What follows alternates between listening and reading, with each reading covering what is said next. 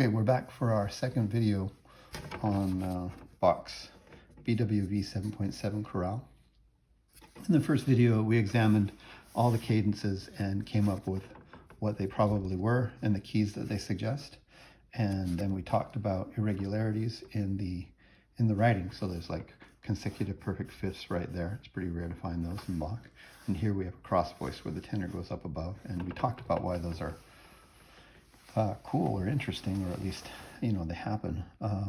So this video, I think what we're going to try and do is we're going to try and get this much done in just terms of analyzing what these chords mean, okay? And we can do Roman numeral analysis with figured bass numbers for inversions.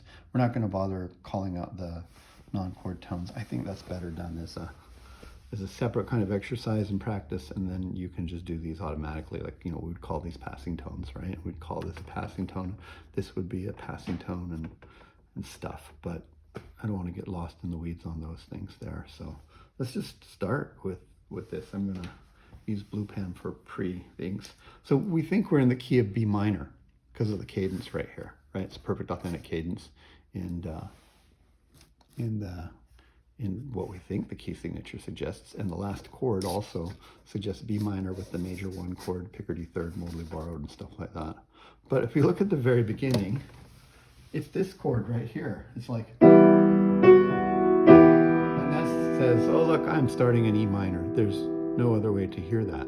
So I guess this is a lie, right? Or it's suggestive of the future. So we have to, right, think of ourselves in E minor and put a 1 there and another 1 because we use lowercase symbols for this, right?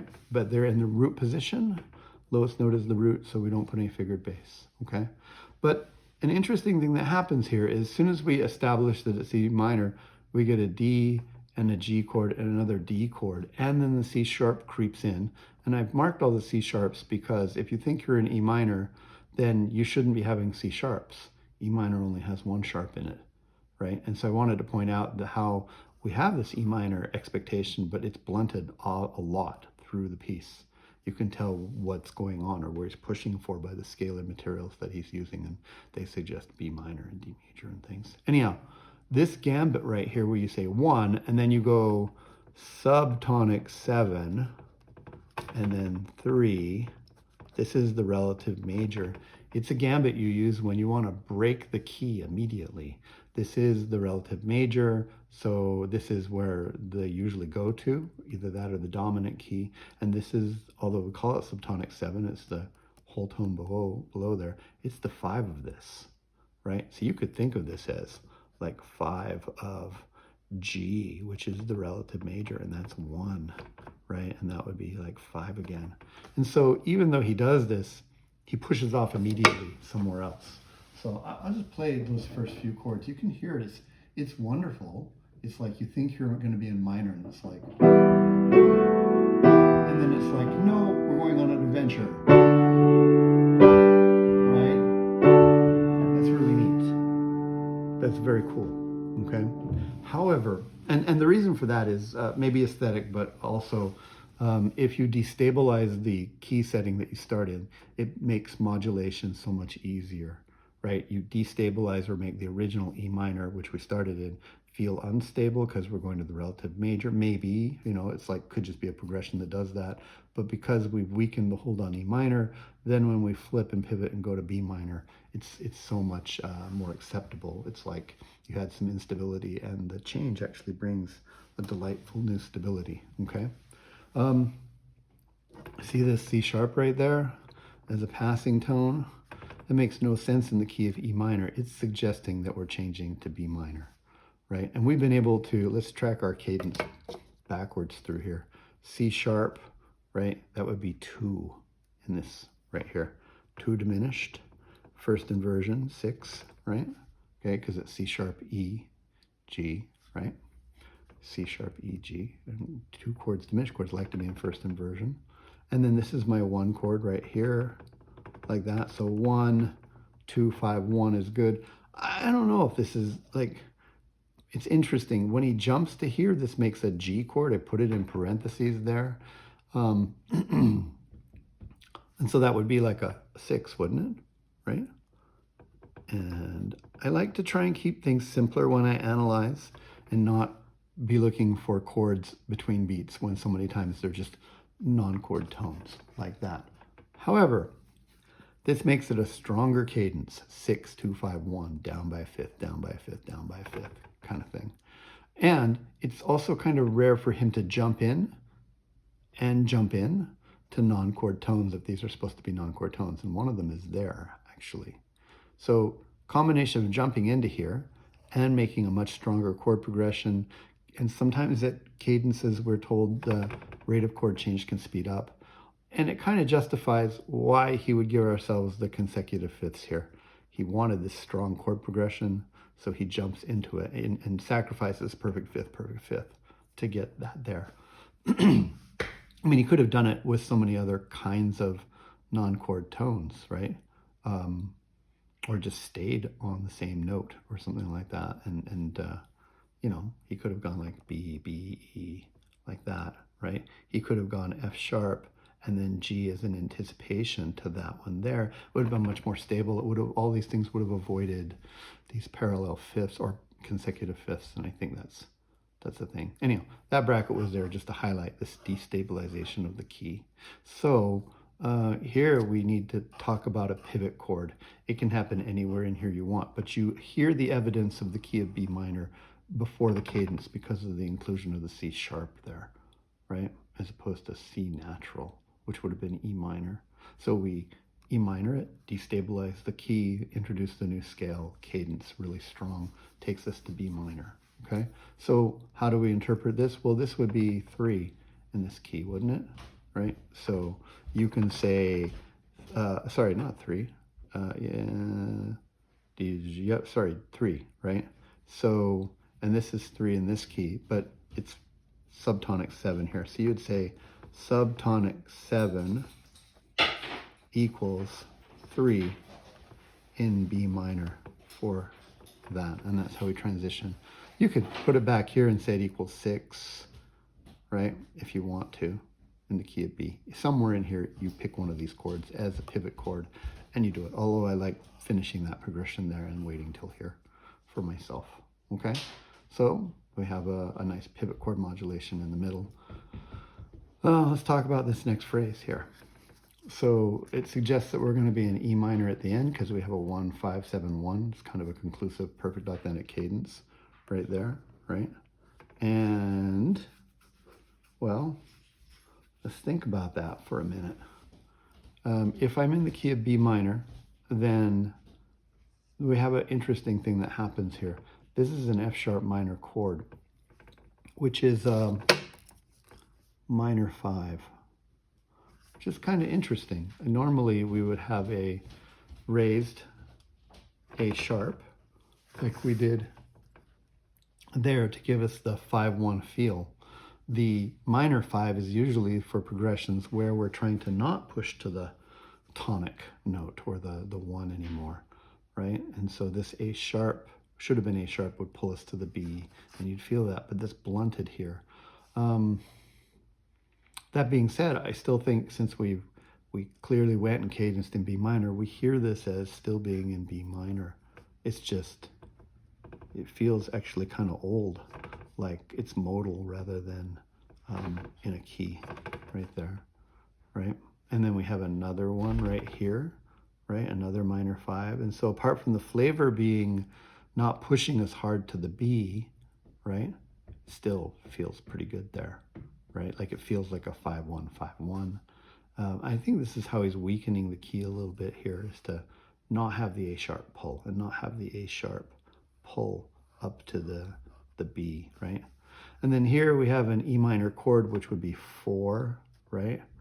And we've been told 5 doesn't go to 4, except if you invert the 4, which he's done right there. This is a E, G, B, right? This is part of the harmonic minor or the natural minor scale going up, right? So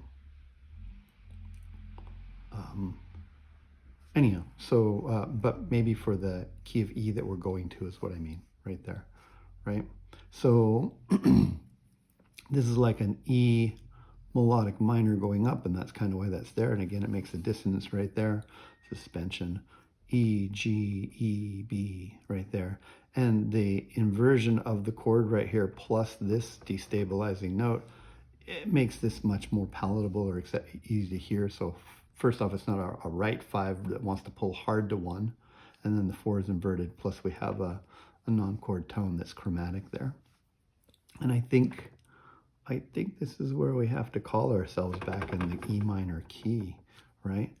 4, 6 equals 1, 6 in E minor, right? F sharp minor doesn't really work unless you're using modal music, because 2s in the key of E minor are, they're usually diminished. But that's okay. And then here, this is my D chord again. Yeah, I think it's F sharp. Oh, maybe did I mark this wrong? D sharp is what I meant. Sorry, D sharp. We have our D sharp, F sharp, and A. That's D sharp diminished right there. Apologies to first-year students who were looking at the last video trying to spell that chord and not finding all the notes there. I think I just didn't write it out completely. Well, that's 7, isn't it? D sharp diminished to there. So D sharp diminished is 7, diminished 6, right? And then 1, 5, 7, 1. Okay, nice. And then our last phrase for this section, so we were in E minor and it repeats and all that. So it starts off in E minor, that makes sense. But then all of a sudden we get these C sharps creeping in again, which suggest B minor, which is where we're headed to, right? So we can call this 1, right? And then A, well, A should be A minor, but it's A major, right? And then it's A dominant 7 right here. And this is the 5 of D, which is subtonic 7, right? And it's also 3 in this key, the relative major. I bracketed this off because I almost feel like we should analyze this as going to the key of D. This is such a strong gambit, and the way it's written makes it feel like we cadenced right here, even though there's no fermata and the phrase goes right through. I'm just going to play this for you so you can hear it. It's like, so we have our E minor chord, and it's like, okay, and then all of a sudden we get the C sharp, changes things, repeats it again, and then inverts and adds the 7th. And then, I mean, that just feels like a cadence, because they've stuck the dominant, first off, weird for the original key, and then they did it twice, and then they added the 7th. It just sounds really like a cadence to me. So I almost want to say, like, you know, let's just call this what it is. Right? And then it pushes on. And then we keep this up here. It's a nice little, could be a C sharp minor 7, or it could just be a suspension, right? But then it comes back down to here. And then we get our wonderful modally borrowed 1. And you could finish right there if you didn't have more text you needed to set and say chorale's over. That's what this kind of signals, and I feel like that's the end of the first half. Okay, so how do we analyze this? I'm going to go for it. I'm going to spend money here. I'm going to pretend that we go to the key of, no, I'm going to do it both ways. First off, I'm just going to pretend that we're just going from E minor to B, right? So then this would be my subtonic 7, which equals 3, and either one of these chords, I think, fits that bill. So we call this subtonic 7 in the old key, which equals 3 in the new key, right? And then this is 5, 6, 5, well, 6, because there's no 7 yet, of subtonic 7, right? And then this is 5, 6, 5 of subtonic 7. And then we're going to pivot like that right there. Okay, if you want to, you can pull it back even farther, because this will be my 6th chord right there for this. It's a G, B, D, right? Or you could call this 6 and 3, and then you can call this 5 of 3, and you can call this 1 equals 4 if you want to. You could. And we've seen other chorales where Bach will just take the first chord and say, yeah, you think you're in this, but we're going to use that as our pivot chord. So if you want to persist in this direction, you can do the cumbersome 5 of subtonic 7, 5, 6, 5 of subtonic 7 going to subtonic 7 pivot chord. But any of these could be your pivot chord. So you could have just said 1 equals 4 and then gone 5 of 3, 5, 7 of 3, 3, 6, right? C sharp minor 7. So that's kind of another funny chord, just like here, right? If we're in B minor, then you want a C sharp half diminished 7, because that's the proper sort of in key form or quality of the 2 chord, and C sharp is 2, right? But to match up with this going to be a B major chord here, because of the Picardy third, he chooses this from the major key as well. So this is my 2, but it's not half diminished, it's 2 minor 7. And because of the inversion, it's not even 7, it's 6, 5, right? And you would also bracket this and say modally borrowed as well. It's foreshadowing that it's this because it's got a G. Oh wait, maybe I'm wrong here. It's half diminished, my bad. It's not, it's just 2 half diminished. Okay, never will. My bad, mislook. Anyhow, 2, 5, 1. That's our cadence right there. Okay. All right. That's where we're going to stop for this one. We'll make another video where we will do the last 3 phrases and then the final phrase and talk about maybe why is there, why did this start in E minor and what's with the pushing forward to B major, right? Or B minor instead of like starting in B minor and just ending in B major. And there's a reason for it. And it's got to do with the chords, with the text that Bach's setting here. And normally I wouldn't get into that, but because I think the music should just, we're looking at the music and it can stand on its own, of course, too, but it does explain the length and the waffling between B and E minor. Okay, on to the next video.